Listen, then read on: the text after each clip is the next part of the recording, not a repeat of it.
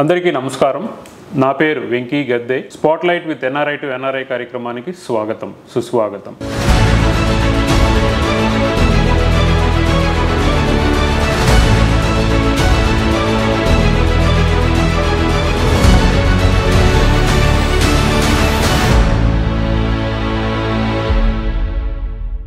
ఈరోజు మనతో పాటు ఒక విశిష్ట అతిథి ఉన్నారు. తెనాలిలో జన్మించి 6 ఏళ్ల వయసులోనే రంగస్థల నటునిగా పేరు ప్రఖ్యాతులు సాధించి తదనంతరం చదువుకొని పెద్దవాళ్ళు అయిన తర్వాత హైదరాబాద్ విచ్చేసి తెలుగు సినిమా చరిత్రలో అతిపెద్ద సినిమాలు తక్కువ సమయంలో చిరంజీవి గారు కానివ్వండి, బాలకృష్ణ గారు కానివ్వండి, ప్రభాస్ గారు కానివ్వండి, పవన్ కళ్యాణ్ గారు, you name any cine celebrity సినిమాలకి మాటలు, స్క్రీన్ ప్లే రాస్తూ అతి తక్కువ సమయంలోనే మంచి పేరు ప్రఖ్యాతులు సాధించి అణుకువగా అందరి వాడిగా పేరు పొందినటువంటి బుర్రా సాయి మాధవ్ గారు మనతో పాటు ఉన్నారు. నమస్కారం అండి. ఎలా ఉన్నారు? Fine sir, fine fine. So ముందుగా మీరు అమెరికా పర్యటనలో ఉన్నారు. సో రీసెంట్ గా చూసాము డల్లాస్ అట్లాగే అట్లాంటాలో కార్యక్రమాలు చేశారు. సో మీరు ఇంతకు ముందు ఏ స్విచ్ చేశారా? ఇది ఫస్ట్ టైం? లేదండి, ఇది ఫస్ట్ టైం. ఇది సో మీకు ఎలా అనిపిస్తుంది ఫస్ట్ టైం ఇండియా దాటి అమెరికాలో కాలు పెట్టడం? బాగుందండి, మంచి ఎక్స్పీరియన్స్. లొకేషన్స్ ఎలా ఉన్నాయి ఇవన్నీ పక్కన పెడితే మంచి మనుషులు నాకు పరిచయం అయ్యారు. నిజంగా తెలుగుదనం నాకు అక్కడికంటే కూడా ఇక్కడే ఎక్కువ కనిపిస్తుంది. దట్స్ గుడ్ టు హియర్ అండి. ఆ విషయంలో చాలా ఆనందంగా ఉంది. మనం మరిన్ని విషయాలు మాట్లాడుకోబోయే ముందుగా మా ఎన్ఆర్ఐ టు ఎన్ఆర్ఐ ప్రేక్షకుల కోసం ముందుగా అసలు మీ జన్మస్థలం నాకు తెలుసు, బట్ మా ప్రేక్షకుల కోసం మీ జన్మస్థలం ఎక్కడ, మీ వేరే అబౌట్స్ ఏంటి? మా తెనాలండి. తెనాలికి ఆంధ్ర ప్యారిస్ అని, కడల కాణాచి అని కూడా పేరుంది. ముందు నుంచి కూడాను మా తెనాల్లో అసలు ఫ్రమ్ ది బిగినింగ్ అక్కడ కళలకి విపరీతమైన ప్రోత్సాహం ఉంటుంది. మా నాన్నగారు బుర్రా సుబ్రహ్మణ్య శాస్త్రి గారు అందరికి తెలిసే ఉంటారు. రంగస్థల నటులుగా మా నాన్నగారు చాలా ఫేమస్ అండి. ఆయన స్త్రీ పాత్రలు ధరిస్తూ ఉంటారు. బుర్రా సుబ్రహ్మణ్య శాస్త్రి గారు అంటే రంగస్థల అభిమానులు కానివ్వండి, రంగస్థల కళాకారులు కానివ్వండి తెలియని వాళ్ళు ఎవరు ఉండరు. అలాగే మా అమ్మగారు బుర్రా జయలక్ష్మి గారు, నేను, మా తమ్ముడు. నాకు ఊహ తెలిసిన దగ్గర నుంచి మా ఇంట్లో నాటక రంగానికి సంబంధించినటువంటి కార్యక్రమాలు జరుగుతూ ఉండేవి. ఒక పక్క రిహార్సల్స్ అని పద్యాలు ప్రాక్టీస్ చేయటం, ఇంకో పక్క ఆర్నమెంట్స్ రెడీ చేసుకోవటం, విగ్గులు తయారు చేసుకోవటం, ఇవన్నీ జరుగుతూ ఉండేవి. నాకు తెలియకుండానే నాటకం నా జీవితంలో భాగమైపోయింది. అలాగే 6 ఏళ్ల వయసులో నేను హరిశ్చంద్ర నాటకంలో లోహితాసుడు వేయాల్సి రావటం తప్పనిసరి పరిస్థితిలో. అలా అప్పటి నుంచి నేను ప్రతి సంవత్సరం కూడా ఏదో ప్లే వేస్తూనే ఉన్నాను. అలాగే దుర్యోధన ఏకపాత్ర అభినయం. ఆ తర్వాత సాంఘిక నాటక రంగానికి వచ్చేసాను. సాంఘిక నాటక రంగానికి వచ్చిన తర్వాత మెల్లగా అభ్యుదయ కళా సమితి అని చెప్పేసి అందులో నేను ఫస్ట్ మెంబర్గా జాయిన్ అయ్యాను. తర్వాత ప్రజానాట్య మండలి మెంబర్ని అయ్యాను. ఆంధ్రప్రదేశ్ ప్రజానాట్య మండలి మెంబర్ని అయ్యాను. వామపక్ష భావాలకి బాగా ఆకర్షితున్నాను. ప్రజానాట్య మండలి కళాకారుడుగా నేను తెలుగు నేల మొత్తం నేను నాటికలు ప్రదర్శించని పల్లెటూరు కూడా లేదండి. అవును, జస్ట్ వ్యూయర్స్ కోసం ప్రజానాట్య మండలి అంటే ఇప్పుడున్న జనరేషన్ తెలియదేమో కానీ మేము చిన్నప్పుడు అందులో సభ్యునిగా ఉండటం, ఆ ప్రజానాట్య మండలి తరపున నాటకాలు వేస్తున్నారంటే చుట్టుపక్కల ఊళ్ళ నుంచి కూడా వచ్చి చూసే అంతటి గొప్ప పేరుంది ఆ రోజుల్లో. అయ్యో, మహానుభావులు అల్లు రామలింగయ్య గారు కానివ్వండి, చదలవాడ కుటుంబరావు గారు కానివ్వండి, పెరుమాళ్ళు గారు కానివ్వండి, మిక్కిలిని రాధాకృష్ణమూర్తి గారు కానివ్వండి, మీ మధుసూదనరావు గారు కానివ్వండి, మధుసూదనరావు గారు, బొలిమంత శివరామకృష్ణ గారు మా గురువు గారు, వీళ్ళందరూ కూడా ప్రజానాట్య మండలి నుంచి సినిమా ఇండస్ట్రీకి వచ్చిన వాళ్ళే. గరికపాటి రాజారావు గారు అందరూ కూడా. సో అక్కడ అలాగా ప్రజానాట్య మండలి ప్రదర్శనలు ఇస్తూ పరిషత్తులు కూడా ఆడాలి అనేటువంటి ఒక కసితో తెనాల నుంచి ఆ పరిషత్తుకి నా టైంలో లేదు, అంతకుముందు బాగా విరివిగా కట్టేవాళ్ళు. నా జనరేషన్ వచ్చేసరికి ఒక స్తబ్దత, పరిషత్తు రంగంలో ఒక స్తబ్దత అనేది తెనాల్లో ఉంది. సో లేదు మనం ఎట్లయినా సరే పరిషత్తుకి తీసుకెళ్ళాలి అని చెప్పి నేనే నాటికి రాయటం, అలాగా నాకు రచన అనేది ప్రారంభమైంది.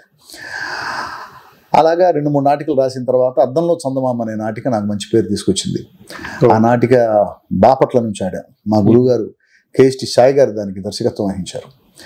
ఎక్కడికి వెళ్ళినా కూడాను దానికి best director, best actor, best actress, best writer అన్నీ మాకే వచ్చాయి.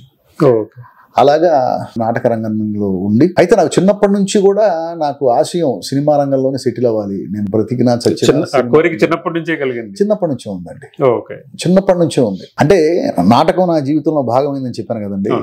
నాటకానికి అప్డేట్ వెర్షనే కదా సినిమా, ఆబ్వియస్లీ. సో ఇక్కడ కాదు అక్కడ ఉండాలి అనేటువంటి ఫీలింగ్ ఉండేది నాకు. దానికి మా అమ్మమ్మ కూడా బాగా ప్రోత్సహించింది, ఎందుకంటే మా అమ్మమ్మకు బాగా సినిమా పిచ్చి. చిన్నప్పటి నుంచి ఎక్కడ సినిమా రిలీజ్ అయినా సరే నన్ను మా తమ్ముడు తీసుకుని థియేటర్కి వెళ్ళిపోయేది. రిలీజ్ అయిన ప్రతి సినిమా మాకు చూపించేది. అలాగా మా అమ్మమ్మ వల్ల నాకు సినిమా పిచ్చి బాగా ఎక్కువైపోయింది. ఎన్టీ రామారావు గారు అంటే ముందు నుంచి కూడా నాకు వల్లమాలిన అభిమానం. పిచ్చి పిచ్చి అంటామా, ఇక అంతకంటే ఎక్కువ ఏదన్నా పదం ఉందా నాకు తెలియదు, కానీ ఎన్టీ రామారావు గారు అంటే అంత ఇష్టం. ఆ ఇష్టం టోటల్ సినిమా మీదకి మళ్ళింది. ఎన్టీ రామారావు గారి ఇష్టం సినిమా రంగం మొత్తాన్ని ఇష్టపడేలా చేసింది.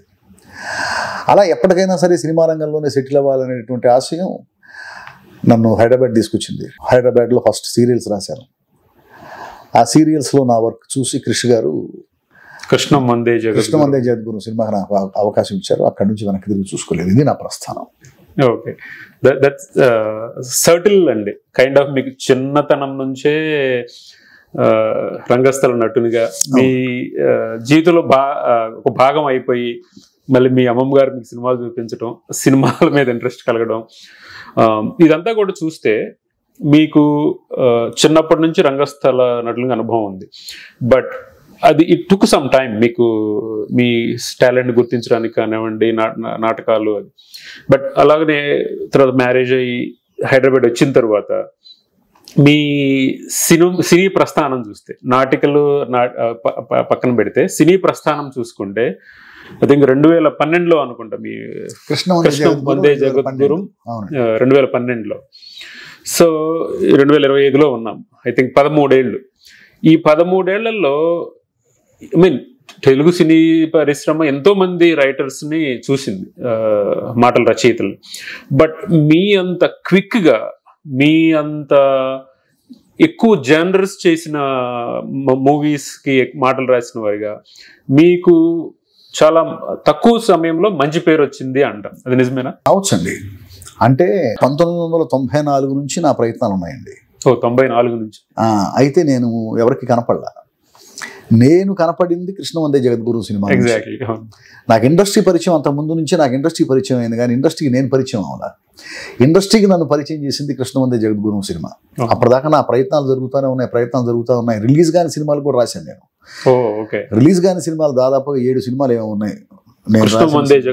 ముందు రిలీజ్ కాని సినిమాలు 7 సినిమాలు. అంటే సో కృషి గారు నాకు చేయందించి కృష్ణం వందే జగద్గురు లాంటి మంచి సినిమాకి రాసే అవకాశం ఇచ్చి, ఇండస్ట్రీలో సాయిమాధవ్ అనేవాడు ఒకడు ఉన్నాడు అని చెప్పి నన్ను ఇండస్ట్రీకి పరిచయం చేసింది కృషి గారు. కృష్ణం వందే జగద్గురు సినిమా ద్వారా. అదే నా మొట్టమొదటి మూవీ కృష్ణం వందే జగద్గురు. ఆ తర్వాత నేను చాలా తొందరగా నేను క్లిక్ అవ్వడం జరిగింది, వెనక్కి తిరిగి చూసుకోవాలా. దానికి కారణం ఏంటంటే నాకు మంచి అవకాశాలు వచ్చాయి. వచ్చిన ప్రతి అవకాశాన్ని సద్వినియోగం చేసుకోవడానికి నా ప్రయత్నం నేను చేశాను. ఫలితాలు నన్ను ఆశీర్వదించాయి, అంతే. కృష్ణం వందే జగద్గురుతో మీకు మొట్టమొదటి ఛాన్స్ వచ్చిందండి. బట్ ఆ తర్వాత కూడా నాకు తెలిసి మళ్ళీ వెంటనే సెకండ్ మూవీకి అంత వెంటనే రాలేదు, మధ్యలో 2 years గ్యాప్ వచ్చింది. ఎందువల్ల అంటారు? మీకు ఒక పుష్ వచ్చింది, మళ్ళీ కైండ్ ఆఫ్ ఆగింది ఒక 2 years పాటు. అంటే ఆ 2 సంవత్సరాలు తప్పు నాదేనండి. అంటే సక్సెస్ ని నిలబెట్టుకోవడం కూడా చాలా కష్టం. అది కరెక్ట్. సక్సెస్ రావటం అనేది ఎంత కష్టమో సక్సెస్ ని నిలబెట్టుకోవడం ఇంకా కష్టం. ఆ 2 years నాకు కృష్ణం వందే జగద్గురు ఇచ్చినటువంటి ఆ పేరు కానివ్వండి, అది నిలబెట్టుకోవడానికి నాకు తెలియలే. అంటే సపోజ్ నాకు అవకాశాలు వచ్చినాయి, అద్భుతమైన అవకాశాలు వచ్చినాయి, చాలా గొప్ప అవకాశాలు వచ్చినాయి. సరే, కొన్ని అనుకోని కారణాల వల్ల చేజారిపోయినాయి. అది నా తప్పు కాదు, వాళ్ళ తప్పు కాదు, వేరే కారణాలు, పరిస్థితుల ప్రభావం అనుకుందాం. ఆ పరిస్థితుల ప్రభావం కానివ్వండి, ఏమన్నా కానివ్వండి. చాలా వరకు ఇప్పుడు సపోజ్ నాకు ఏదైనా కథ చెప్పారు నచ్చలేదు అనుకోండి, సహజంగా ఏం చెప్తాం మనం, ఇప్పుడైతే పాయింట్ బాగానే ఉంది బట్ ఎక్కడో కొంచెం 2-3 సార్లు కూర్చుంటే ఇంకా అద్భుతమైన సబ్జెక్ట్ అవుతుంది ఇది, కొన్ని డౌట్స్ ఉన్నాయి, కొంచెం మళ్ళీ మనం కూర్చుందాం అని చెప్తాం, డిస్కస్ చేద్దామని. ఆ టైం ఎలా ఉండేది, కథ చెప్పి ఎలా ఉందంటే బాగాలేదనుకోండి, నాకు ఏం సరే కదా ఈ కథ తీస్తే రోడ్డు మీదకి వస్తానే మొహాన్ చెప్పేసేవాడిని. వాళ్ళు అవునా అది మళ్ళీ కలుద్దామని వెళ్ళిపోయేవాళ్ళు. ఇక మళ్ళీ కలిసేవాళ్ళు ఇంకెందుకు కలుస్తారు, కలవరు కదా. అట్లాగా నాకు నచ్చక కొన్ని, నేను నచ్చక కొన్ని వెళ్ళిపోయినాయి. చాలా గొప్ప గొప్ప అవకాశాలు ఈ 2 కారణాలు కాకుండా నేను నచ్చి, నాకు నచ్చి అన్నీ జరిగినా కూడా ఏవో మొత్తానికి వేరే వేరే కారణాల వల్ల కొన్ని అద్భుతమైన అవకాశాలు కూడా నాకు ఆ 2 ఏళ్లలో మిస్ అయినాయి. ఆ తర్వాత మళ్ళీ నాకు గోపాల 2015 నుంచి అయితే అసలు ఇప్పటిదాకా నేను అసలు వెనక్కి తిరిగి చూసుకోవాలి. 2012లో కృష్ణవందే జగద్గురు వచ్చింది. 2015లో వరుసనే 5 సినిమాలు రిలీజ్ అయినాయి. గోపాల, మళ్ళీ ఇది రాని రోజు, కంచె, రాజుగారి గది, దొంగాట. మీకు మళ్ళీ రాని రోజుకి నంది పురస్కారం కూడా వచ్చింది. నంది కూడా అనౌన్స్ చేశారండి, ఇంకా ఇవ్వలేదు, వాళ్ళ దగ్గరే ఉంది నా నంది. అవునా, ఓకే. నాకు ఆ సంవత్సరం రికార్డ్ ఏంటంటే మళ్ళీ ఇది రాని రోజు సినిమాకి బెస్ట్ డైలాగ్ రైటర్ గా అవార్డు వచ్చింది. అదే సంవత్సరం సీతామహాలక్ష్మి సీరియల్ కూడా బెస్ట్ డైలాగ్ రైటర్ గా అవార్డు వచ్చింది. ఒకే సంవత్సరం అటు సీరియల్ కి సినిమాకి కూడా బెస్ట్ డైలాగ్ రైటర్ గా అవార్డు తీసుకుంది. ఏమో నేను ఒక్కడే, అంతకు ముందు ఎవరు ఉన్నారో లేదో నాకే తెలియదు, నేనేనా అనుకుంటున్నాను. అది అనౌన్స్ చేశారు, రేపు ఎల్లుండి ఇస్తారనుకుంటున్నాను నేను. ఓకే. సో మీరు అక్కడ నుంచి మీరు వెనక్కి తిరిగి చూసుకోలేదు 2015 నుంచి. ఈ 2015 నుంచి 2025 వరకు చూస్తే ఈ 10 ఏళ్ల ప్రస్థానంలో సూపర్ ఫాస్ట్ ఎక్స్ప్రెస్ రైల్ లాగా దూసుకుంటూ వెళ్తున్నారు. చిరంజీవి గారితో సినిమా చేశారు, బాలకృష్ణ గారితో చేశారు, పవన్ కళ్యాణ్ గారితో చేశారు, మీ యూ నేమ్ ఇట్, ఎనీ ఇండస్ట్రీలో స్టాల్ వార్డ్స్ అనుకున్న big movies, hundreds of crores budgets ఉన్న మూవీస్ కి మీరు మాటలు రాసి అంతే విధంగా పేరు కూడా సంపాదించారు. సో అలా ఒక సినిమాకు చూసుకుంటే మొట్టమొదటి చూసిన మీరు కృష్ణం వందే జగద్గురుంకి, తరువాత వచ్చినటువంటి గౌతమిపుత్ర శాతకర్ణి కానివ్వండి, లేకపోతే ఖైదీ నంబర్ 150 కానివ్వండి, డిఫరెన్స్ ఏం చూసారు మీరు మాటలు రాయడం పరంగా? డిఫరెన్స్ కథను బట్టేనండి, కథను బట్టి. ఇప్పుడు కథకి మధ్య డిఫరెన్స్ ఏదైతే ఉందో మన వర్క్ లో కూడా అదే డిఫరెన్స్ ఉంటుంది. ఏదైనా కథ డిమాండ్ చేయడాన్ని బట్టే, అంతకుమించి ఏమి ఉండదు. సో మీరు కథ అంటే వేరే వాళ్ళు రాసిన కథకు మీరు మాటలు రాసేవాళ్ళు, మీరు కూడా కొన్ని కథలు చేసిన? నేను కూడా రాసిన సందర్భాలు ఉన్నాయండి, బట్ ఇప్పటిదాకా అయితే ఎక్కువగా సంభాషణ రచయితగానే నాకు ఇండస్ట్రీలో ఒక స్థానం ఉంది. ఓకే. అయితే సబ్జెక్ట్ డిస్కషన్స్ లో కూర్చుంటాను, నాకు తోచింది నేను కూడా చెప్తూ ఉంటాను, స్క్రీన్ ప్లే డిస్కషన్స్ లో కూర్చుంటాను, బట్ మెయిన్ ఏంటంటే నేను డైలాగ్ రైటర్. కాకపోతే ఇంతకు ముందులాగా మొహాన్ని చెప్పట్లేదేమో, అంతే కదండి, కొంచెం తెలుస్తుందిగా. లౌక్యం నేర్చుకున్నాం అంటారు. ఎస్పెషల్లీ సినీ ఇండస్ట్రీలో ఆ లౌక్యం లేకపోతే సర్వైవల్ కష్టం అండి, చాలా కష్టం. లౌక్యం ఉండాలి, అట్ సేమ్ నిజాయితీ ఉండాలండి. లౌక్యం మాత్రమే ఉంటే సరిపోదు, ఇక్కడ నిజాయితీ కూడా ఉండాలి. ఇప్పుడు ఆ సబ్జెక్ట్ నచ్చలేదు అనుకోండి, నచ్చలేదన్న మాట వాళ్ళకి నచ్చేలా చెప్పడమే ఇక్కడ లౌక్యం, ఆబ్వియస్లీ.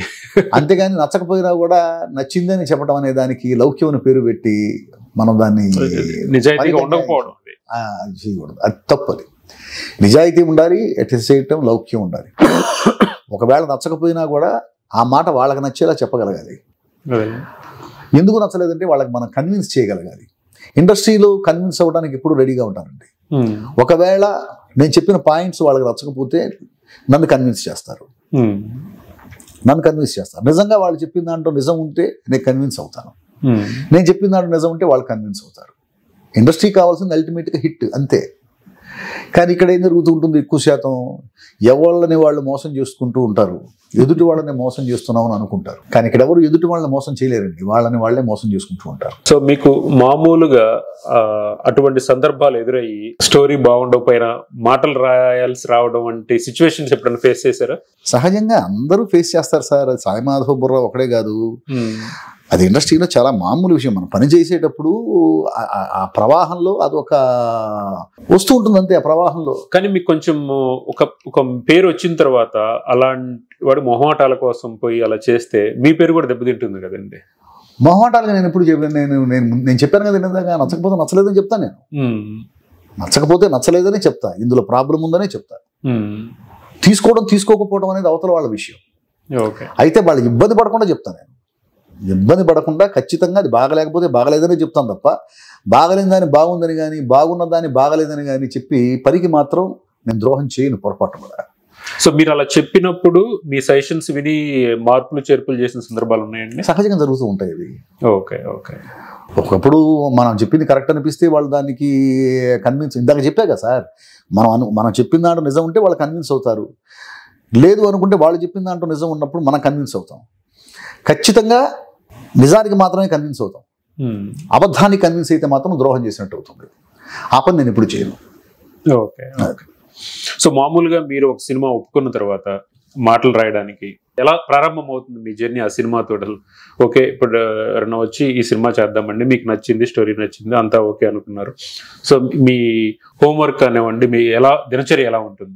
మామూలే సార్, దానికి ఎక్సర్సైజ్ ఏమి ఉండదు. ఇప్పుడు ఆ కథ మనకు ఓన్ అవుతుంది, కథను మనం ఓన్ చేసుకుంటాం, క్యారెక్టరైజేషన్స్ని ఓన్ చేసుకుంటాం, సీన్ బై సీన్ చాలా క్లియర్గా చదువుకుంటూ వెళ్ళిపోయినప్పుడు మనకు సినిమా మనకు కనిపిస్తుంది, మన మస్తిష్కంలో ఆ సినిమా మనం చూడగలుగుతాం. చూసినప్పుడు దాని పేపర్ మీద పెట్టడమే, అంతే. మాటలు రాయడానికి స్క్రీన్ ప్లే రాయడానికి డిఫరెన్స్ ఏంటండి? అసలు మనం స్క్రీన్ మీద ఏదైతే చూస్తున్నామో అదంతా స్క్రీన్ ప్లేనేనండి. మాటలు కూడా స్క్రీన్ ప్లేలో భాగమే, పాట కూడా స్క్రీన్ ప్లేలో భాగమే, నిశ్శబ్దం కూడా స్క్రీన్ ప్లేలో భాగమే, శబ్దం కూడా స్క్రీన్ ప్లేలో భాగమే, కొరియోగ్రఫీ కూడా స్క్రీన్ ప్లేలో భాగమే, కెమెరా వర్క్ కూడా స్క్రీన్ ప్లేలో భాగమే.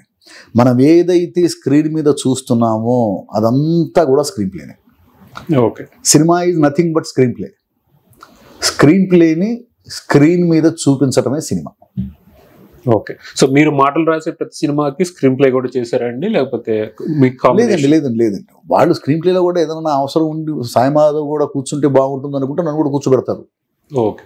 కంపల్సరీగా నేను కూర్చోవాలనే లేదు, అది డైరెక్టర్ ఇష్టాల మీద ఆధారపడి ఉంటుంది. లేదు, డైలాగ్ రైటర్ కంపల్సరీగా ఒక డైరెక్టర్ ఏమనుకుంటాడు, స్క్రీన్ ప్లే డిస్కషన్స్లో 100% డైలాగ్ రైటర్ కూడా కూర్చోవాలి అనుకుంటాడు. అలా అనుకున్నప్పుడు నన్ను కూడా కంపల్సరీగా కూర్చోబెడతారు. నేనే కాదు, ఆ డైలాగ్ రైటర్ స్థానంలో ఎవరున్నా కూడా కూర్చోబెడతారు. డైరెక్టర్కి అలాంటి వ్యూ ఉంటే, ఇప్పుడు సపోజ్ క్రిష్ గారు ఉన్నారనుకోండి, కంపల్సరీగా కథ అనుకున్న దగ్గర నుంచి డైలాగ్ రైటర్ని కూడా కూర్చోబెడతారు. ఎందుకంటే డైలాగ్ రైటర్కి ఓన్ అవ్వాలి, కథ ఓన్ అవ్వాలి, స్క్రీన్ ప్లే ఓన్ అవ్వాలి, ఆ క్యారెక్టర్స్ ఓన్ అవ్వాలి. ఓన్ అయితే ఆయన రాసే విధానం వేరే ఉంటుంది, ఓన్ కాకపోతే రాసే విధానం వేరే ఉంటుంది. ఓన్ అవ్వడంతో పాటుగా డైరెక్టర్ ఏం కోరుకుంటున్నాడు అనేది కూడా తెలియాలి. ఈ కథ ద్వారా డైరెక్టర్ ఏం చెప్పదలుచుకున్నాడు, అసలు డైరెక్టర్ నా నుంచి ఏం కోరుకుంటున్నాడు డైలాగ్ రైటర్ దగ్గర నుంచి అనేది ముందు నుంచి జర్నీ చేస్తే డైలాగ్ రైటర్కి ఈజీగా అర్థమవుతుంది. సో దానికోసం అని చెప్పి క్రిష్ గారు ముందు నుంచి కూర్చోబెడతారు. అలాగే ఇండస్ట్రీలో కొంతమంది కూర్చోబెడతారు, కొంతమంది ఏంటి మొత్తం విత్ స్క్రీన్ ప్లే ట్రీట్మెంట్తో సహా రాసుకున్న తర్వాత డైలాగ్ రైటర్కి స్క్రిప్ట్ ఇచ్చేస్తారు. ఇది ఒకసారి విత్ ట్రీట్మెంట్ ఇచ్చేస్తున్నాం, దీన్ని డైలాగ్ రాయండి చాలు అని. అది డైరెక్టర్ స్కూల్ బట్టి ఆధారపడి ఉంటుంది, అంతేనండి. Okay okay.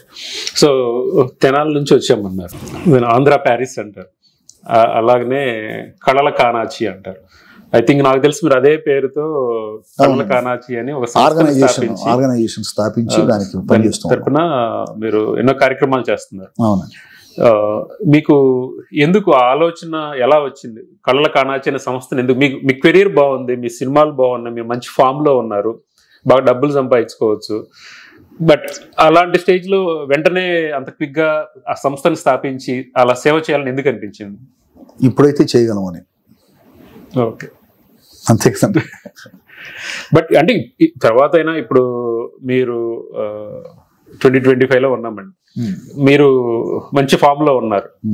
మామూలుగానే తెలుగు ఇండస్ట్రీలో ఫామ్ లో ఉన్నప్పుడే డబ్బులు చేసుకోవాలి, ఒకసారి ఫామ్ పోయిందంటే మళ్ళీ క్యాచప్ అవ్వడానికి టైం పడుతుంది అంటారు. అది హీరోలకైనా హీరోయిన్లకైనా ఎనీ ఆర్టిస్ట్కి, సినిమాతో అసోసియేట్ ఉన్న వాళ్ళందరికీ. బట్ అలాంటి టైంలో డబ్బులు సంపాదించుకునే దాని మీద ఫోకస్ పెట్టకుండా ఖర్చులు పెట్టే దాని మీద ఫోకస్ పెట్టకుండా ఎందుకు అనుకుంటున్నారు మీరు? నేను ఫోకస్ పెట్టట్లేదని. నేను కళ్ళ కాణాచి స్థాపించిన తర్వాత చాలా గొప్ప గొప్ప సినిమాలు చేశాను. త్రివులార్ చేసింది కళ్ళ కాణాచి స్థాపించిన తర్వాతే కల్కి కూడా చేశాను. నేను ఎక్కడ నా వర్క్ మీద ఫోకస్ ఇప్పుడు తగ్గించనండి. వర్క్ మీద ఫోకస్ లేకపోతే ఈ పనులను యాడ్ చేస్తాం మనం. ఇవన్నీ చేయాలంటే ముందు వర్క్ మీద ఫోకస్ ఉండాలి కదా. సో అదే ఇదే. సో తర్వాత మీరు తెనాలి నుంచి హైదరాబాద్ షిఫ్ట్ అయ్యే ఆ ఫేజ్ లో మీరు మ్యారేజ్ చేసుకుని ఉంటారు, పిల్లలు. సో 99లో నా మ్యారేజ్ అయిందండి. 2003లో నేను హైదరాబాద్ వచ్చాను. ఓకే. ఐ థింక్ నాకు తెలిసి మీకు ఇద్దరు పాపలు కదండి. అవును. సో పెద్ద పాప ఎంబీఏ కంప్లీట్ అయిపోయిందండి. రెండో చిన్నమ్మాయి LLM కంప్లీట్ చేసింది. ఓకే. సో ఇద్దరు సెటిల్డ్ అండి. సెటిల్డ్. సో మీలాగా సినిమాల మీద ఏమన్నా కొంచెం ఇంట్రెస్ట్ ఉందా వాళ్ళకి? పెద్ద అమ్మాయికి ఉంది. పెద్ద అమ్మాయికి మాటల రచయితగా అండి, లేకపోతే వేరే అన్ని చేస్తానంటది. ఆమె ఏం చేస్తో తెలియదు. ఆమె డైలాగ్స్ రాస్తానంటది, కథ రాస్తానంటది, స్క్రీన్ ప్లే చేస్తానంటది, డైరెక్షన్ చేస్తానంటది, మంచి ఆర్టిస్ట్ ఆమె, యాక్ట్ చేస్తానంటది. మరి ఏమో చివరికి ఏమవుతుందో చూడాలి. మీరు ఏమన్నా మరి ఇన్పుట్స్ ఇవ్వడం కానీ ప్రోత్సహిస్తున్నారా? మరి నా ప్రోత్సాహం ఎప్పుడు ఉంటుందండి. వాళ్ళని ఇలాగే ఉండండి, ఇలా ఉండొద్దు అని నేను ఎప్పుడు చెప్పను. ఇటు వెళ్తే ఇలా ఉంటుంది, ఇటు వెళ్తే ఇలా ఉంటుంది అని నా సూచనలు నేను ఇస్తాను అంతే. వాళ్ళు చదువుకున్నారు, వాళ్ళకి తెలివితేటలు ఉన్నాయి, వాళ్ళ జీవితం వాళ్ళు జీవిస్తారు. మనం వాళ్ళ మీద ఎప్పుడు కూడా ఫోర్స్ చేయకూడదు అనేది నా ఉద్దేశం. పిల్లల మీద ఫోర్స్ పెట్టకూడదు. ఆలోచన విధానాలు ఎలా ఉంటున్నాయి, వాళ్ళు కరెక్ట్గా వెళ్తున్నారా లేదా అని మాత్రం ఎప్పటికప్పుడు మనం మానిటర్ చేస్తూ ఉండాలి. పొరపాటున ఏదైనా రాంగ్ రూట్లో వెళ్తున్నారు అనుకుంటే, అమ్మా ఇది కరెక్ట్ కాదు, మీరు రాంగ్ రూట్లో వెళ్తున్నారు, ఒకసారి చెక్ చేసుకోండి, ఇలా వెళ్ళటం వల్ల ఇదిగో ఈ ప్రాబ్లమ్స్ ఉంటాయి, ఇలా వెళ్ళటం వల్ల ఈ ప్రాబ్లమ్స్ ఉంటాయి అని చెప్పి మనం చెప్తాం వాళ్ళు వినేలాగా. అంతే తప్ప నేను ఫలానా చేద్దాం అనుకుంటున్నాను నాన్న అంటే నువ్వు అది చేయడానికి వీల్లేదు, నువ్వు ఇలాగే చేయాలి. నేను ఎవరి మాట వినలేదు. నేను చిన్నప్పటి నుంచి ఎవరి మాట విన్నట్టయితే నేను ఈ స్థాయిలో ఉండేవాడిని కాదు. నేను ఎవరి మాట వినలా. సో అంతే, నేను కూడా నేను ఎవరి మాట వినప్పుడు నేను నా మాట వినమని నా పిల్లలకి ఎందుకు చెప్పాలి? వాళ్ళ ఆలోచన విధానం బాగుంటుందా లేదా అని మాత్రమే ఒక తండ్రిగా నేను ఎప్పుడు గమనిస్తూ ఉండాలి. బాగుంది, వాళ్ళ ఆలోచన బాగుంది, రైట్, ఓకే, గో హెడ్ నాన్న, ఈ పని చేద్దాం అనుకుంటున్నాను, ఓకే రైట్, చేసినందువల్ల ఈ ప్రాబ్లమ్స్ ఉంటాయి, ఈ ఫలితాలు ఉంటాయి, సక్సెస్ ఇలా వెళ్తే ఉంటుంది, ఇలా వెళ్తే ఉండదు అని మనం వాళ్ళకి ఒక దిక్సూచిలాగా మనం చెప్తాం అంతే. అయితే నేను రికమెండ్ చేయటం కూడా చేయను. ఓకే. రికమెండ్ చేయటం కానివ్వండి, మా అమ్మాయి ఏదన్నా ఇవ్వండి, వేషం ఇవ్వండనో లేకపోతే డైరెక్షన్ డిపార్ట్మెంట్లో పెట్టుకుండానో అడగటం కూడా నేను ఎప్పుడు చేయను. మీ కెరీర్కే మీరు చేయలేదు, మీకు అవకాశాలు అలా వచ్చేసి అంతే. సో మీ పిల్లలు కూడా మీరు అలా చేయగలరు. అవకాశాలు చూసుకోండి, వచ్చిన అవకాశాన్ని సద్వినియోగం చేసుకోండి అంతే. ఆడిషన్స్కి వెళ్తాను, ఓకే రైట్ వెళ్ళండి. పలానా సినిమా డైరెక్షన్ డిపార్ట్మెంట్లో అడుగుతున్నారు నాన్న, ఓకే రైట్ వెళ్ళండి అంతే. మరి ఎక్కడికైనా వెళ్ళినప్పుడు నేను మా సాయి మాధవ్ గారు అమ్మాయినండి అని అలా, మరి నా పేరు కాకుండా ఇంకోరి పేరు చెప్తారు అంటే నేను in the point of view recommendation లాగాని కానివ్వండి, అలా అదే ఉన్నదండి. వాళ్ళు ఎప్పుడు అలా చెప్పుకున్నారు. ఆటోమేటిక్గా వాళ్ళ ప్రొఫైల్లో రాసుకునేటప్పుడు డాక్టర్ ఆఫ్ సాయి మాధవ్ బుర్రా అని రాసుకుంటారు. రాసుకున్నప్పుడు ఆటోమేటిక్గా చూస్తే అర్థమవుతుంది కదా వాళ్ళకి, ఓహో సాయి మాధవ్ గారు అమ్మాయి మీరున్నాడు. ఓకే. అంతే. ఒకవేళ అలా ఉన్నా జస్ట్ స్టార్టింగ్ లేండి వాళ్ళ టాలెంట్ వాళ్ళంతా కూడా స్టెప్పింగ్ ఉపయోగపడుతుంది. ఎగ్జాక్ట్లీ. జస్ట్ అడుగు పెట్టడానికి ఉపయోగపడుతుంది. అడుగు పెట్టిన తర్వాత మనల్ని మనం ప్రూవ్ చేసుకునే దాని మీదే ఆధారపడి ఉంటుంది. ఓకే. సో మీరు మీ కుటుంబం గురించి కూడా చెప్పారు అంత సాదా సీదాగా. సో మీరు ఈవెన్ మీరు చూడడానికి కూడా ఇప్పుడు మిమ్మల్ని డల్లాస్ ఈవెంట్ ఫొటోస్ లో చూశాను, మన అట్లాంటా ఈవెంట్ లో చూశాను, ఈ రోజు కూడా very very simple and down to earth. అనే దానికంటే కూడా కామన్ మ్యాన్ లాగా ఇప్పుడు మనం మామూలుగా చూస్తూ ఉంటాం మన ఇంట్లో, మన ఊర్లో కానివ్వండి, మన టౌన్లో కానివ్వండి, ఒక క్యాజువల్ పర్సన్ వెళ్తున్నట్టు నేను దాకా వచ్చినప్పుడు కూడా చూశాను. మీరు మిమ్మల్ని చూసి గౌతమిపుత్ర శాతకర్ణికి మాటల రచయిత, లేదా ఖైదీ నంబర్ 150కి రాసిన మాటల రచయిత, కల్కి ఈయనైనా ఇంత సింపుల్ గా ఉన్నారేంటి అనుకునేంత సింప్లిసిటీ మీకు మీ పేరెంట్స్ నుంచో ఎక్కడి నుంచి అలవాటైందండి మీకు? సార్, ముందు నుంచి నా జీవితం అంతా మిడిల్ క్లాస్ లైఫే. సో నాకు ఇలా బతకడమే తెలుసు, ఇంకోలాగా బతకొచ్చు అని కూడా నాకు తెలియదు. నాకు ఇలా బతకడమే తెలుసు. ఇప్పుడు నా దగ్గర ₹1 కోటి మీరు పెట్టిల్లా, నేను బతికేదైతే ఇలాగే బతుకుతాను. అంటే హైదరాబాద్ ఇప్పుడు సరే తెనాల్లో ఉన్న వరకు అయితే ఓకే అనుకున్నారు, బట్ హైదరాబాద్ వెళ్ళారు, మీ సర్కిల్ పెరిగి ఉంటుంది. ఎక్కడైనా అంతేనండి, నేను ఎక్కడైనా అంతే. అదే పాయింట్ ఆఫ్ వ్యూలో మీరు డల్లాస్ లో ఇంత సింప్లిసిటీ ఇది గురించి డల్లాస్ సభలో మాట్లాడుతూ సమాజానికి హాని కలిగించే మాటలు నన్ను ఎంత ఫోర్స్ చేసినా నా పెన్లో నుంచి రావు అన్నారు. అవును. ఎందుకనండి డబ్బులు వస్తున్నప్పుడు ఎటువంటి మాటలు రాస్తే మీకేంటి సినిమా హిట్ అయ్యి డబ్బులు వస్తాయి కదా, ప్రొడ్యూసర్కి డబ్బులు వస్తాయి, మీకు డబ్బులు వస్తాయి కదా, మీరు ఎందుకని అలాంటి నియమ నిబంధనలు పెట్టుకున్నారు? డబ్బులు వస్తాయని చెప్పి ఏ పని పెడితే ఆ పని చేయకూడదు కదండి. గుడ్ అండి. డబ్బులు వస్తున్నాయని చెప్పి అన్ని పనులు చేస్తున్నాం, మనం చేయట్లేదుగా. మనకు నచ్చిన పనులు హుందాగా చేస్తాం మనం. డబ్బులు వస్తున్నాయని చెప్పేసి ఏ పని పెడితే ఆ పని చేసేవాడిని కళాకారుడు ఎందుకుంటారు? కాదు కదా. మనకంటూ ఒక రెస్పాన్సిబిలిటీ ఉంది. మీకు ముందే చెప్పాను, నేను ప్రజానాట్య మండలం చూశాను, నేను థియేటర్ నుంచి చూశాను. థియేటర్ నుంచి వచ్చిన వాడికి, దట్టు ప్రజానాట్య మండలం నుంచి వచ్చిన వాడికి, ఆంధ్రప్రదేశ్ ప్రజానాట్య మండలం నుంచి వచ్చిన వాడికి ఒక రెస్పాన్సిబిలిటీ ఉంటుంది. ఆ రెస్పాన్సిబిలిటీ ఆ సమాజం మనకు నేర్పిస్తుంది. ఇప్పుడు మనం చెప్పే మాట ఎదుటి మనిషిని బాగు చెప్పినా పర్వాలేదు, కానీ వాడు చెడగొట్టకూడదు. సాధ్యమైనంత వరకు ఏదన్నా సొసైటీకి ఏదన్నా చెప్పే అవకాశం వచ్చింది అంటే మాత్రం నేను ఆ సిచ్యుయేషన్ వదిలిపెట్టను. ఇక్కడ ఏదో మనం ఒక మంచి మాట చెప్పే అవకాశం ఉంది అనుకుంటే ఖచ్చితంగా దాన్ని పట్టుకుంటాను. ఆ మంచి మాట వచ్చేదాకా దాన్ని నేను వదలను. అంతేగాని సమాజాన్ని చెడగొట్టేటువంటి రాతలు మాత్రం పొరపాటుగా నేను రాయను. మీరు నా సినిమాలన్నీ చూడండి, ఎక్కడ ఉండవు. మీరు అలాంటి మాటలు రాకుండా స్టోరీకి తగ్గట్టుగా, స్క్రీన్ ప్లే తగ్గట్టుగా మాటలు రాస్తారు. అలాంటివి రాకుండా ఉండడానికి ప్రత్యేక జాగ్రత్తలు ఏమైనా తీసుకుంటారా? నేను తీసుకునే జాగ్రత్తలు ఉండవు సార్. ఒకవేళ ఆ కథలో అలాంటి సిచ్యువేషన్ ఏదైనా ఉందనుకోండి, ఇప్పుడు సపోజ్ కొంతమంది నవ్వించడం కోసం అని చెప్పేసి డబుల్ మీనింగ్ డైలాగులు రాస్తారు. ఎగ్జాక్ట్లీ దానికోసం రాబోతున్నాను. ఇప్పుడు నవ్వించడానికి డబుల్ మీనింగ్ డైలాగులతోనే నవ్వించాలని నేను లేదు కదా. ఆ డబుల్ మీనింగ్ డైలాగ్ లేకుండా కూడా నవ్వించవచ్చు కదా. నేను ఆ ప్రయత్నం చేస్తాను, అంతే అంతే. ఇప్పుడు నేనేది ఎలాంటి హాస్యాన్ని నేను ఆస్వాదిస్తానో అలాంటి హాస్యాన్నే జనానికి ఇవ్వాలని ట్రై చేస్తాను. ఓకే. ఇప్పుడు ఎస్పెషల్లీ ప్రస్తుతం ఉన్న ట్రెండ్లో, ఇంక్లూడింగ్ టీవీ షోస్ కానివ్వండి, చిన్న చిన్నవి కానివ్వండి, సినిమా కానివ్వండి, డబల్ మీనింగ్ మోతాదు ఒక రేంజ్ దాటిపోయింది. ఇప్పుడున్న పరిస్థితుల్లో ఈవెన్ పెద్ద పెద్ద టీవీ ఛానల్స్లో కూడా వచ్చే ప్రోగ్రామ్స్ని కుటుంబ సమేతంగా పిల్లలతో కూర్చొని చూసేటువంటి ఎంటర్టైన్మెంట్ ప్రోగ్రామ్స్ దాదాపుగా కనుమరుగని అనే చెప్పాలి. ఇటువంటి పరిస్థితుల మీద మీ అభిప్రాయం ఏంటండి? నేను ఆ ప్రోగ్రామ్స్ చూడండి, నేను చూడను. చూసే టైం కూడా నాకు లేదు. నేను వాటిని చూస్తే ఏదైనా స్పందిస్తాను, చూడకుండా స్పందిస్తే అది కరెక్ట్ కాదు. ఓకే. నేను నిజంగా నేను చూడలేదు.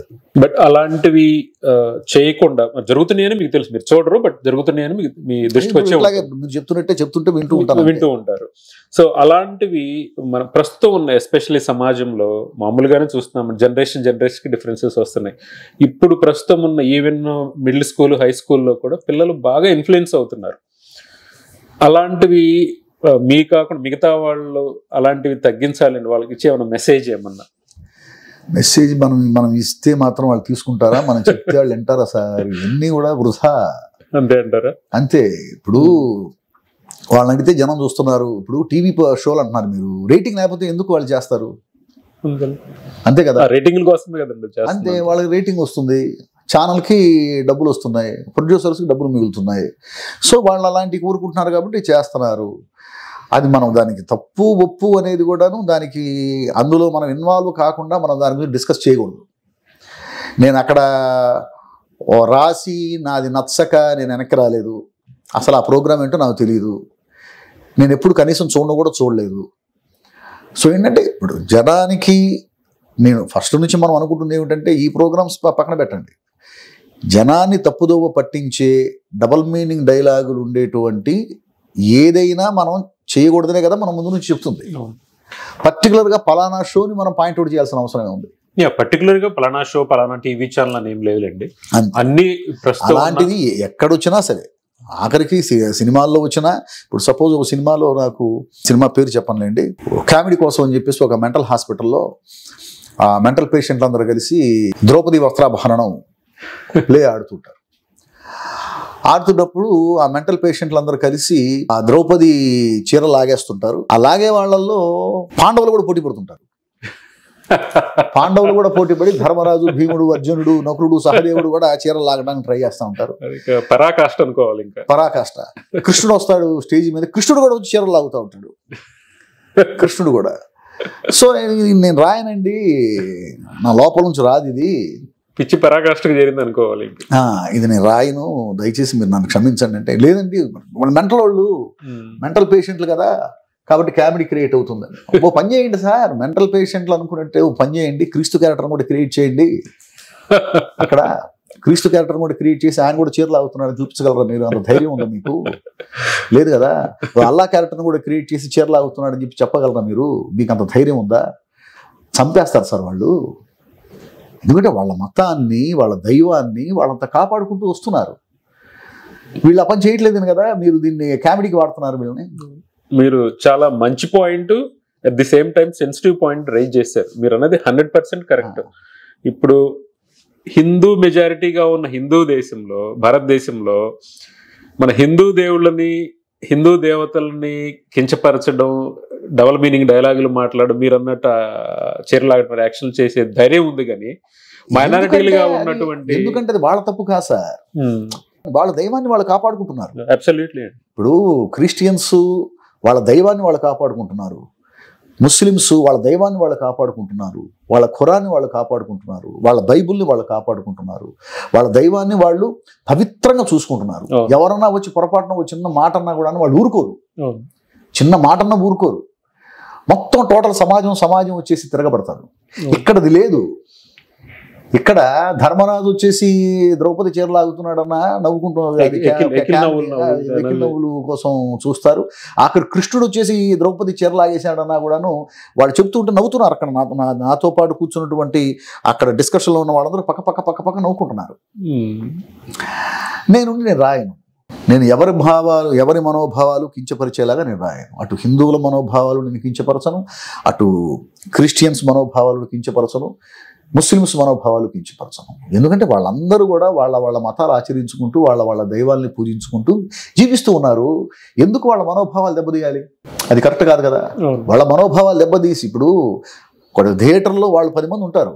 ఆ 10 మంది బాధపడుతూ ఉంటే మిగిలిన 90 మంది నవ్వుకుంటూ ఉంటే ఎంత దారుణంగా ఉంటుంది. అంటే వీళ్ళు ఈ 90 మంది ఎంజాయ్ చేస్తుంది, ఈ 10 మంది బాధనే.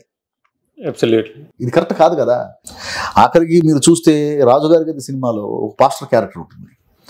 ఆ పాస్టర్ క్యారెక్టర్ కూడా చాలా పాలిష్డ్గా డైలాగ్స్ రాశానే తప్ప నేను పొరపాటును కూడా వాళ్ళ మనోభావాలు కించపరిచేలాగా నేను రాయలా. చూశాను పొరపాటును కూడా. సో నాకంటూ ఒక పద్ధతి ఉందండి. ఆ పద్ధతి ప్రకారం వెళ్తాను తప్ప నేను పద్ధతి దాటి మాత్రం నేను ఇప్పుడు వెళ్ళను. ఇప్పుడు మనం దీని గురించి మాట్లాడుకున్న అందులో పాయింట్ ఆఫ్ వ్యూలో ఇప్పుడు ఇందులో చేస్తున్న వాళ్ళు దానికి పేరుకి లౌకికవాదం అనే ఒక టర్మ్ వాడేసి ఇదేదో పెద్ద వాదం అంటే దాని అర్థం అన్ని మతాల్ని ప్రేమించడం అండి, ఒక మతాన్ని కించపరచడం కాదు. దాని లౌకికవాదం ఎగ్జాక్ట్లీ ఆ టర్మ్ ఏదో ఈ మధ్య ఒక ట్రెండ్ ఫ్యాషన్ లాగా టర్మ్ వాడేసేయడము. అన్ని మతాల్ని గౌరవించడం అనే దాన్ని లౌకికవాదం అంటారు. ప్రతి మతాన్ని గౌరవించటం, ప్రతి మనిషిని ప్రేమించటం, అందరినీ దగ్గరికి తీసుకోవడం అనే దాన్ని లౌకికవాదం అంటారు తప్ప ఒక మతాన్ని కించపరచడం, అది నా మతమైనా సరే, నా మతాన్ని నేను కించపరుచుకొని నేను లౌకికవాదిని అంటే ఎలాగా? నీ మతాన్ని నువ్వు కించపరుస్తున్నావు కాబట్టి నువ్వు లౌకికవాదివి కాదు. అది నీ మతం కావచ్చు, పక్క వాళ్ళ మతం కావచ్చు, ఎవరి మతమైనా సరే కావచ్చు. అన్ని మతాల్ని సమానంగా గౌరవించిన వాడు మాత్రమే లౌకికవాది. చాలా బాగా చెప్పారు. అబ్సల్యూట్లీ. సో మళ్ళీ మనం ఒకసారి సినిమాల్లోకి వస్తే, మీరు బాలకృష్ణ గారితో నాకు తెలిసి 4 సినిమాల దాకా చేశారు, అలాగనే చిరంజీవి గారితో చేశారు. ఎస్పెషల్లీ ఆడియో ఈ ప్రమోషన్స్ లో చూసినప్పుడు బాలకృష్ణ గారు especially Gautamiputra Satakarni cinema promotions లో భాగంగా మిమ్మల్ని ఆకాశానికి ఎత్తేసారు. సో మీకు ఎలా అనిపించింది? బాలకృష్ణ గారు one of the pillars of Telugu industry. Balayya Babu రచయితలకు ఇచ్చేటువంటి గౌరవం నాకు తెలిసినంత వరకు ఇండస్ట్రీలో చాలా తక్కువ మంది హీరోలు ఉంటారండి. నేను బాగా దగ్గరగా చూసింది అయితే బాలయ్య బాబు, చిరంజీవి గారు. వీళ్ళిద్దరు కూడా రచయితలకు వాళ్ళు ఇచ్చే గౌరవం వేరు, నెక్స్ట్ లెవెల్. అసలు మనం రాసిన డైలాగ్ ఒకటి బాగుంది అంటే దాన్ని ఒకసారి కాదు ప్రతిసారి ఆ డైలాగ్ని వదిలివేస్తూనే ఉంటారు బాలయ్య బాబు. లొకేషన్లో ఉన్నప్పుడల్లా ఈ డైలాగ్ వినారా అని చెప్పేసి అందరికి వినిపిస్తారు. ఎవరన్నా వెళ్తూ ఉంటే వాళ్ళని పిలిచి డైలాగ్ వినారా, బాగా రాశారు, కవి గారు చాలా బాగా రాశారు, ఒకసారి వినండి అని చెప్పేసి ఆయన వినిపిస్తారు డైలాగ్ అందరూ. ఆయన ఎంకరేజ్మెంట్ అంత అద్భుతంగా ఉంటుందండి. ఆయన ఇచ్చే బూస్ట్ ఎలా ఉంటుందంటే దాదాపు ఇంకో 10 సినిమాలు పనికొచ్చేలా ఉంటుంది. అంత ఎనర్జెటిక్గా అంత ఎనర్జీగా ఉంటుంది, ఎనర్జెటిక్గా ఉంటుంది. సో తను మామూలుగా ఈ మధ్యకాలంలో అందరూ కూడా బాలకృష్ణ గారి పర్సనాలిటీ గురించి అది అంత పాజిటివ్ చెప్తున్నారు కదండి. బట్ అది ఒక పక్క, ఇంకో పక్క చూస్తూ ఉంటాం కోపం ఎక్కువ, కొడుతుంటారు, అది ఇదని నెగిటివ్ సైడ్ చూస్తుంటాం. మీరు ఎప్పుడన్నా రెండో షేడ్ చూసారా? ఇదంతా లేకపోతే ఇంటర్నెట్ యూట్యూబ్లో వచ్చే పనికి మాల మాట్లాడతారా? సార్ ఆయన నిజం, లోపల ఎలా ఉంటాడో బయట ఎలా ఉంటాడు. బోళాశంకరుడు. ఆయన మనసులో ఏదైతే ఉందో మనిషి కూడా అలాగే కనిపిస్తాడు మనకి, అంతే తప్ప లోపల ఒకటి బయట ఒకటి. మనసుకు మేకప్ వేయటం అనేది ఆయనకి తెలియదు. బాగా చెప్పారు. ఆయన మనిషికి మేకప్ వేసుకుంటాడేమో తప్ప మనసుకు మేకప్ వేయటం అనేది ఆయనకి తెలియదు బాలయ్య బాబుకి. ఒకవేళ ఆ క్షణంలో కోపం వస్తే తిట్టేస్తాడు ఆయన, అంతే. ఆ కోపంలో కూడా నిజం ఉంటుంది, నిజాయితీ ఉంటుంది. లేని కోపాన్ని తెచ్చుకొని అక్కడ చేయటం అనేది ఉండదు. నేను ఒకసారి బాలయ్య బాబుని అడుగుదాం అనుకున్నాను నేను, సార్ ఈ విధంగా ఫ్యాన్స్ పడతారని చెప్పేసి మీ మీద ఇట్లా ట్రోల్ చేస్తుంటారు, ఎందుకు సార్ అని అడుగుదాం అనుకుని, ఒకవేళ అడిగితే పొరపాటున ఆ గన్ను నావే పేడ తిరుగుద్దాం అని చెప్పి నేను అడగల. అంత ధైర్యం నేను చేయను కూడా. అయితే ఒకసారి ఆయనే చెప్పాడు ఆన్సర్, నేను ఇట్లా ఫ్యాన్స్ కొడతానంటారు, ఈ హీరోలందరూ బౌన్సర్స్ ఎందుకు పెట్టుకుంటున్నారు, ఫ్యాన్స్ కొట్టించడానికి కదా. ఒక రకంగా చూసి కరెక్టే, అది స్ట్రైట్ క్వశ్చన్. వాళ్ళని తోయించడానికి కాదా, తోసేయడానికి కాదా, వాళ్ళ మీద చేసుకోవడానికి కాదా? నేను నా ఫ్యాన్స్ని కొట్టించడం కోసం లేకపోతే నా ఫ్యాన్స్ని తోసేయటం కోసం డబ్బులు ఇచ్చి మనిషిని పెట్టుకోవాలా? ఎవడు వాడు నా ఫ్యాన్స్ మీద చేయడానికి? నా ఫ్యాన్స్ గుండెల మీద చేసి తోసేయడానికి వాడేవాడు? థర్డ్ పర్సన్ నాకు నా ఫ్యాన్స్ కి మధ్య. డబ్బులు పెట్టి నా ఫ్యాన్స్ నేను కొట్టించాలా, నా ఫ్యాన్స్ తోసేయించాలా? నాకు ఏదైనా కోపం వస్తే నా ఫ్యాన్స్ నేనే ఒక మాట అంటాను, తోస్తాను. వాళ్ళు నా మీదకి వస్తారు, నేను వాళ్ళ మీదకి వెళ్తాను. వాళ్ళు నా ఫ్యాన్స్, నా మనుషులు, నేను వాళ్ళ మనిషిని. వీడెవడు మధ్యలో ఇంకా బౌన్సర్, వాడికి నేను డబ్బులు ఇచ్చి నా ఫ్యాన్స్ తోసి నా ఫ్యాన్స్ మీద చేయి చేసుకోమని చెప్పాలా నేను? ఇన్వే చూస్తే అది కరెక్టే అండి. చాలా పెద్ద పెద్ద ఈవెంట్స్ లో హీరోలు, మిగతా హీరోలు వాళ్ళు తోసేస్తుంటారు, నెట్టేస్తుంటారు, కింద పడుతుంటారు బౌన్సర్స్ దెబ్బకి. వాళ్ళు ఏమో 6 feet ఉండి ఇంత ఉంటారు. అది బౌన్సర్స్ తోశారు కాబట్టి న్యూస్ కాదు. అదే బాలయ్య బాబు ఇట్లా పెట్టి తోస్తే న్యూస్ అవుతుంది. ఆబ్వియస్లీ అదే అవుతుందండి, అంతే కదండి. నా కళ్ళ నీళ్ళు వచ్చింది. సార్ ఇక్కడ ఇంటర్వ్యూలో చెప్పేసేయండి సార్ ఈ మాట. నేను ఎట్లా క్యాష్ చేసుకోవాల్సిన అవసరం నాకు లేదు. నేనేంటో నా ఫ్యాన్స్కి తెలుసు, నా ఫ్యాన్స్ ఏంటో నాకు తెలుసు. నేనేమన్నా సన్యాసిలు ఇవ్వాలా ఏంటి నేను కెమెరాల ముందు కూర్చొని అని అడిగాడు ఆయన. అంత నిప్పు లాంటి మనిషి బాలయ్య బాబు. అది కరెక్ట్ అండి, నిప్పు లాంటి మనిషి. మనస్తత్వం కానివ్వండి, మీరు అన్నట్టు ఫిల్టర్స్ ఉండవు, లోపల ఒకటి బయట ఒకటి. ఏమన్నా ఇప్పుడు అలాగనే ఆ పాయింట్ లోనే బాలకృష్ణ గారికి 60 years తర్వాత వచ్చిన స్టార్డమ్ కి ఆ ముందు స్టార్డమ్ కి కంపేర్ చేస్తే ఇట్స్ కంప్లీట్లీ మ్యాగ్నానిమస్ అండి. అది అన్స్టాపబుల్ అనివ్వండి, వరుస హిట్లు కానివ్వండి, ఇంక్లూడింగ్ మీతో చేసిన మూవీస్ కానివ్వండి, ఎనీథింగ్. ఇంత మ్యాగ్నానిమస్ సక్సెస్ ఈ ఏజ్ లో ఏది మళ్ళీ చిన్నపిల్లల దగ్గర నుంచి పెద్దవాళ్ళ వరకు, ముఖ్యంగా చెప్పాలంటే జై బాలయ్య అనేది ఒక నినాదం లాగా అయిపోయింది, స్లోగన్ అయిపోయింది. సో అది బాలకృష్ణ గారికి ఎలా సాధ్యమైంది అనుకుంటున్నారు మీరు? ఆయనకే సాధ్యమవుతుందండి. ఎలా సాధ్యమవుతుందని దానికి ఏం చెప్తాం సార్? వచ్చిన సినిమాలు అలాంటివి, ఆయనకు వచ్చిన క్యారెక్టర్లు అలాంటివి, అన్స్టాపబుల్ గానివ్వండి, అలాంటి అవకాశాలు వచ్చాయి. అవకాశాలని ఆయనకి మాత్రమే వచ్చే అవకాశాలు అవన్నీ కూడా ఆయన మాత్రమే సద్వినియోగం చేయగల అవకాశాలు అవన్నీ కూడా. సో ఆయన వెతుక్కుంటూ ఆ ప్రాజెక్ట్స్ వచ్చాయి. ఆ ప్రాజెక్ట్స్ అన్ని ఆయన తీసుకెళ్ళి అక్కడ కూర్చోబెట్టాయి, అంతే, సింపుల్. సో తర్వాత మీరు చిరంజీవి గారికి రాజకీయాల్లో నుంచి మళ్ళీ వెనక్కి వచ్చిన తర్వాత మంచి బూస్ట్ ఇచ్చిన movie Khaidi number 150, absolute without a doubt block buster movie. దానికి కూడా మీరు మాటల రచయితగా పనిచేశారు. మీకు ఎలా అనిపించింది? మామూలుగానే చిరంజీవి గారు అంటే ఎంతో మందికి ఇన్స్పిరేషన్. అయ్యో, ఇక అంతకంటే ఆనందం ఏముంది సార్? చిన్నప్పటి నుంచి చిరంజీవి గారిని, బాలయ్య బాబుని చూస్తూ వచ్చాను ఇక్కడ దాకా. అసలు వాళ్ళతో సినిమా చెయ్యాలి అనేదే ఒక ఆశయంగా, ఒక అంబిషన్గా పెట్టుకొని వస్తాం అక్కడికి. అలాంటిది చిరంజీవి గారి 150వ సినిమా, బాలయ్య బాబు 100వ సినిమా, రెండిటికి నాకే అవకాశం రావటం, ఈ రెండు ప్యారలల్గా జరగటం, ఈ రెండు ఒకే సీజన్లో ఒక్కరోజు అటు ఇటుగా రిలీజ్ అవ్వటం, రెండు బ్లాక్ బస్టర్లు అవటం, ఇక అంతకంటే ఆనందం ఏముంది సార్. అది నా జీవితంలో మరిచిపోలేని అద్భుతమైనటువంటి సాయిబాబా నాకు ఇచ్చినటువంటి అవకాశం. నాకు అసలు చిరంజీవి గారి దగ్గర నుంచి ఫోన్ రాగానే బయలుదేరి వచ్చేయంటే మనం పరిగెత్తుకుని వెళ్ళిపోతాం కదా సార్. ఆయన ఎంత, అందుకే ఆయన మెగాస్టార్. ఇప్పుడు మీరు రాగలరా, మీరు బిజీగా ఉంటారు నాకు తెలుసు, ఏ టైం అయితే మీకు కుదురుతుంది, నేను ప్రాజెక్ట్ విషయం, మనం చేస్తున్న ప్రాజెక్ట్ విషయం మీతో మాట్లాడాలి, ఏ టైం అయితే మీరు కుదురుతుంది సార్, నేను బయలుదేరుతున్నాను సార్, వచ్చేస్తున్నాను సార్ నేను అని చెప్పేసి అనొచ్చు కదా. కానీ ఆయన చూడండి, రచయితలకు ఇచ్చేటువంటి విలువ ఒక రచయితకే కాదు సార్, ఎవరికైనా ఆయన అలాంటి విలువ ఇస్తారు. ఎవరినైనా ఆయన అంతే గౌరవంగా చూస్తాడు. ఆయన టక వెళ్ళిపోయాను ఆయన దగ్గరికి. వెళ్ళిపోగానే ఇట్లా మనం చేస్తున్నాము, పరుచూరి వారు రచన, డైలాగ్స్ నువ్వు వేమారెడ్డి ఇద్దరు రాయాల్సి ఉంటుంది. వేమారెడ్డి ఆల్రెడీ కమిట్ అయి ఉన్నాడు. సో రాస్తారా అంటే, సార్ మీ సినిమాలో నాకు ఒక డైలాగ్ రాసే అవకాశం ఇచ్చిన సార్ డైలాగ్ రాసే చిరంజీవి సినిమాలో ఏది చిన్న వచ్చినా అనగానే ఆయన చాలా ఆనందపడిపోయి సరే రాయండి అన్నారు. ఆ సినిమా నేను వేమారెడ్డి కలిసి రాశాం.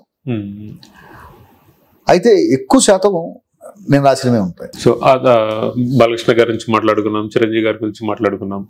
ఆ తర్వాత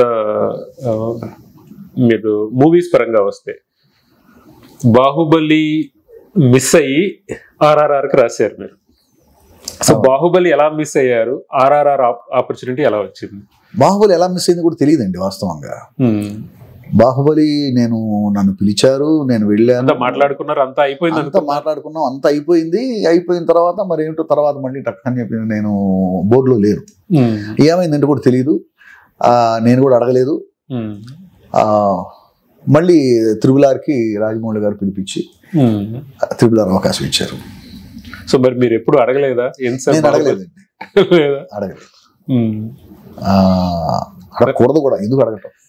మరి రాజమౌళి గారిని తర్వాత RRR డిస్కషన్స్ లో కూర్చున్నప్పుడు కానీ ఏమి ఇలా అయిపోయింది, ఇలా ఇవ్వలేకపోయామని కానీ అసలు ఏమి ఉండవు సార్ ఆయన దగ్గర. ఆయన దగ్గర పని పని పని పని పని తప్పించి పనికి సంబంధం లేని మాట ఇంకో మాట ఉండదు. సో పని రాక్షసుడు సినిమాకు సంబంధించి త్రిబులార్ వర్క్ లో మనం కూర్చున్నప్పుడు త్రిబులార్ గురించే మాట్లాడతారు తప్ప ఆయన దానికి ముందున్నటువంటి బాహుబలి గురించో, దానికి ముందున్నటువంటి ఇంకో సినిమా గురించో అసలు ఆ డిస్కషన్ రాదు. మనం వెళ్ళామా, కూర్చున్నామా, దేనికోసం వెళ్ళాము, ఆ సీన్ పేపర్ వినిపించడానికి వెళ్ళామా, సీన్ పేపర్ విన్నారా, విన్న తర్వాత ఆయనకి ఏదన్నా ఇన్పుట్స్ ఇవ్వాలనిపించి ఇచ్చారా, లేదు యాజ్ ఇట్ ఈస్గా బాగుందన్నారా, లేదు ఈ డైలాగ్ మార్చు, ఈ డైలాగ్ మార్చు అని చెప్పారు, అంతవరకే. అంతకు మించి వేరే డిస్కషన్ ఏం జరగవు.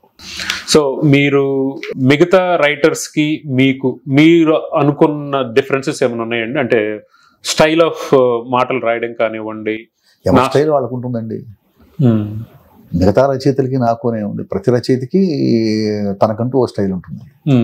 సాయిమాధవ్ స్టైల్ సాయిమాధవ్కి ఉంటుంది, ఇంకొకరి స్టైల్ ఇంకొకరికి ఉంటుంది, ప్రతి రచయితకి ఓ స్టైల్ ఉంటుంది. కానీ ఈ మధ్య కాలంలో మేమింటుంది, మామూలుగా మొన్నటి వరకు మాటల మాంత్రికుడు అంటే త్రివిక్రమ్ శ్రీనివాస్ గారిని చూపించేవాళ్ళు, రెఫర్ చేసేవాళ్ళు. ఈ మధ్య త్రివిక్రమ్ గారి స్థానాన్ని బొర్రా సాయిమాధవ్ గారు ఆక్యుపై చేశారు అంటే మీరేమంటారు? అన్ని ఊరికే వినటానికి బాగుంటాయండి. నన్ను త్రివిక్రమ్ గారితో పోలుస్తున్నారే అనేటువంటి ఒక ఆనందం, అంతవరకే తప్ప ఇవన్నీ నిజాలు కాదు. త్రివిక్రమ్ గారు ఎక్కడ ఉన్నారు సార్, ఎక్కడో ఉన్నాడు ఆయన. హీజ్ నాట్ ఓన్లీ రైటర్ కదా, పైగా he's not only dialogue writer, ఆయన ముందు నుంచి కూడా కథా రచయిత, స్క్రీన్ ప్లే రచయిత, డైలాగ్ రైటర్, ఇప్పుడు ఆయన చాలా గొప్ప దర్శకుడు కూడా. సో ఆయనతో ఎక్కడ పోల్చుకుంటాం? పోల్చుకోకూడదు, అసలు పోల్చకూడదు. ఆయన వేరు, ఆయన నెక్స్ట్ లెవెల్లో ఉన్నాడు. ఆయన ఆ లెవెల్ రీచ్ అవ్వడానికి మనం ప్రయత్నం చేయాలి. ఆ ప్రయత్నం కూడా ఫలిస్తుందో లేదో తెలియదు. అంటే ఇప్పుడు నంబర్ ఆఫ్ మూవీస్ ని బట్టి జనరల్ గా ఎప్పుడు ఇంతే కదా, ఫ్యాన్స్ కానివ్వండి, ఈ సోషల్ మీడియాలో వీళ్ళందరూ ఏం చూస్తుంటారు, ఓకే సాయి మాధవ్ గారికి చేతిలో ఎన్ని సినిమాలు ఉన్నాయి, ఇన్ని సూపర్ డూపర్ బ్లాక్ బస్టర్లు కొట్టారు, ఇప్పుడు త్రివిక్రమ్ గారికి సినిమాలు ఏమి లేవు. ఆ పాయింట్ ఆఫ్ బుల్షిట్ సార్ అది. నేను కేవలం డైలాగ్ రైటర్ని, నా చేతిలో 6 సినిమాలు ఉంటాయి. ఆయన డైరెక్టర్ సార్, ఆయన డైరెక్టరే, కానీ మాటలుగా ఫేమస్ అయ్యారు కదండి, మాటలు రాయడం ద్వారా బాగా ఫేమస్. ఇప్పుడు ఆయన డైలాగ్ రైటర్ నుంచి డైరెక్టర్ స్థాయిలో ఉన్నారు. ఇప్పుడు ఆయన అందరూ సినిమాలు డైలాగ్ రాయట్లేదు కదా, ఆయన సినిమాకి, ఆయన డైరెక్ట్ చేసే సినిమాకి మాత్రమే డైలాగ్స్ రాస్తున్నారు. సో ఆయనతో ఎలా మనం పోల్చుకుంటాం? సో మరి అలా అనుకుంటే నా చేతిలో 6 సినిమాలు ఉండొచ్చు, ఆయన చేతిలో 6 సినిమాలు ఉండమంటే ఎందుకుంటాయి? ఇప్పుడు ఆయన ఫోన్ చేస్తే ఎవరైనా కానీ డేట్లు ఇస్తారు, నేను ఫోన్ చేస్తే ఇస్తారు ఎవరన్నా? ఇవ్వరు కదా. ఆయన స్థాయి వేరండి. త్రివిక్రమ్ గారు ఎక్కడో ఉన్నాడు ఆయన. ఊరికే ఆయనతో పోల్చుకుని నేను డైలాగ్ రైటర్ని, ఓన్లీ డైలాగ్ రైటర్ని. ఆయన బిగినింగ్లో కూడా ఓన్లీ డైలాగ్ రైటర్ కాదు, ఆయన కథా రచయిత, స్క్రీన్ ప్లే రచయిత, డైలాగ్ రైటర్. ఇప్పుడు ఆయన the great director also. So ఏంటంటే ఈ సోషల్ మీడియాలో వీళ్ళంతా ఏదో మాట్లాడుతూ ఉంటారు, అవన్నీ చూసుకుని అసలు ఇక్కడ తీసుకోకూడదు ఇప్పుడు అవన్నీ, అంతే. అదే విధంగా చూస్తే పరశూరి బ్రదర్స్ అండి, వాళ్ళు ఒక టైంలో ఒక దశాబ్దాల పాటు ఒక వెలిగారు. వాళ్ళ రచన కూడా అంతే ఉంది, సినిమాలు కూడా అంతే సూపర్ హిట్ అయినాయి. ఇప్పుడు ప్రస్తుతం వస్తున్న ట్రెండ్కి మనం ఇందాక అనుకున్నట్టు అది బూత్ డైలాగులు అనేవ్వండి, ఇంకోటి అనేవ్వండి, ఆ రేసులో వాళ్ళు వెనకబడిపోయి ఇప్పుడు రాయలేకపోతున్నారు అనుకోవచ్చా? వెనకబడేంటి సార్, వాళ్ళు వెనకబడేది ఉంది. 400 సినిమాలు రాసిన తర్వాత వెనకబడేది ఏంటి సార్? ఎవరన్నా రాయగలరా 400 సినిమాలు? నేను రాయగలనా? నా లైఫ్ అంతా ట్రై చేసినా కూడా 400 సినిమాలు రాయగలనా? 100 సినిమాలు రాస్తే చాలా గొప్ప. ఇప్పటికి ఎన్ని రాశానండి? 35 అయినాయి. నిజాయితీగా గుండెల మీద చేసుకొని చెప్పాలంటే ఇప్పుడున్న ఇండస్ట్రీని నిర్మించినటువంటి రచయితల్లో వారు మూల స్తంభాలు. బాగా చెప్పారు, కరెక్ట్ అది. ఎందుకంటే ఆ రోజుల్లో ఆ సినిమాలు కానివ్వండి, ఆ డైలాగ్స్ కానివ్వండి, ఒక డైలాగ్ రైటర్ టైటిల్ కార్డుకి విజిల్స్ పడ్డాయంటే నేను విన్నది కేవలం పరశూరి బ్రదర్స్ అనేటువంటి టైటిల్ కార్డుకే. అబ్సల్యూట్లీ.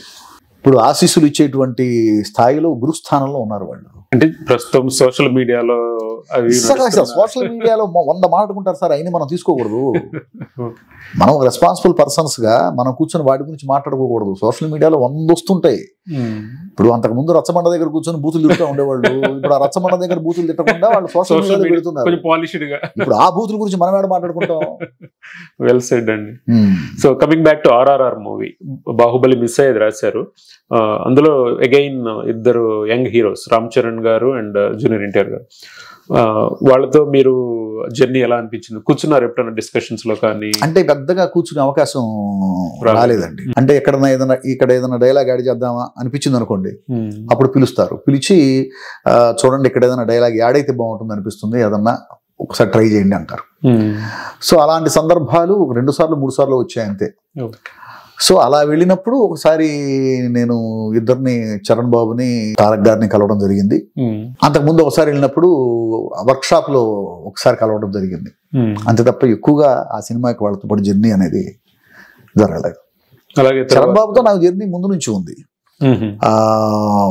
ఖైదీ నెంబర్ 150 రాస్తున్నప్పటి నుంచే చరణ్ బాబుతో నాకు జర్నీ ఉంది బాగా. ఆ తర్వాత సైరా రాశాము. ఆ సైరా కూడా చరణ్ బాబు ప్రొడ్యూసరు. అలాగనే మీరు కల్కి కూడా రాశారు ప్రభాస్ మూవీకి. అయినో బాహుబలితో ప్రభాస్ ఎక్కడికో వెళ్ళిపోయారు. ప్రభాస్ గారితో మీ రిలేషన్ ఎలా ఉంది? అది కూడా అంతేనండి. ఇప్పుడు ఆ కల్కి సినిమా కూడాను నాకు తెలిసి 2 సార్లు 3 సార్లు లొకేషన్కి వెళ్ళి ఉంటా. అందులో ఒక్కసారి నేను ప్రభాస్ గారిని చూడటం జరిగింది. ఒక్కసారి చూడటం జరిగింది, మాట్లాడటం జరిగింది, అంతే. విడిగా 2-3 సార్లు కలిసిన సందర్భాలు ఉన్నాయి. మీరు చాలా సినిమాలు చేసి మన వాటంతా మాట్లాడుకున్నాం, హీరోలు, ఇండస్ట్రీ మాటలు, అది గురించి. సో చివరిగా మా NRI టు NRI వ్యూయర్స్ కోసం సినీ ఇండస్ట్రీలోకి ఇలా మాటల రచయితగా రావాలి అనుకుంటున్న వాళ్ళకి, ఇక్కడ నుంచి యాక్టర్స్ గా రావాలనుకున్న మీరు ఇచ్చే చిన్న సలహా మా వాళ్ళ కోసం? ఎవరి సలహాలు వినకండి అనే చెప్తా నేను. మహేష్ బాబు గారి డైలాగ్ సింపుల్ గా అలా చెప్పేశారు. అంతేనండి, నేను ఎవరి సలహాలు వినలా.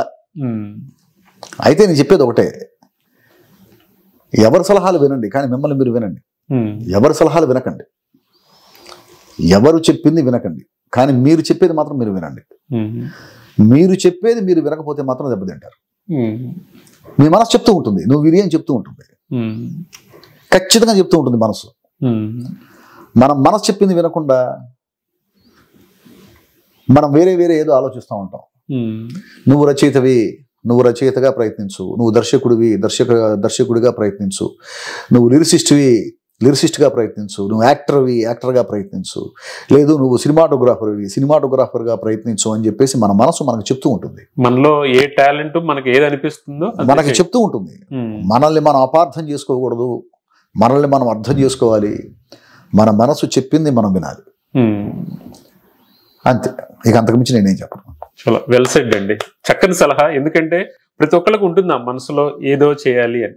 కాకపోతే కొన్ని పరిస్థితుల వల్ల కొన్ని మెటీరియలైజ్ అవుతాయి, కొన్ని మెటీరియలైజ్ అవ్వవు. బట్ ఒకవేళ చేయాలనుకున్నా వాళ్ళ మనసుకు నచ్చింది చేయమని చాలా చక్కని మెసేజ్ ఇచ్చారు. థ్యాంక్ యూ అండి. ఈ రోజు మా ఆహ్వానాన్ని మన్నించి NRI to NRI ఛానల్ కి spot light with NRI to NRI కార్యక్రమంలో పాల్గొని అట్లాంటాలో మాకు ఈ చక్కని సమయాన్ని కేటాయించినందుకు చాలా ధన్యవాదాలండి. అదే అండి, spot light with NRI to NRI episode ఇంతటితో ముగిసింది. మరింత మంది విశిష్ట అతిథులతో మళ్ళీ కలుద్దాం. Thank you.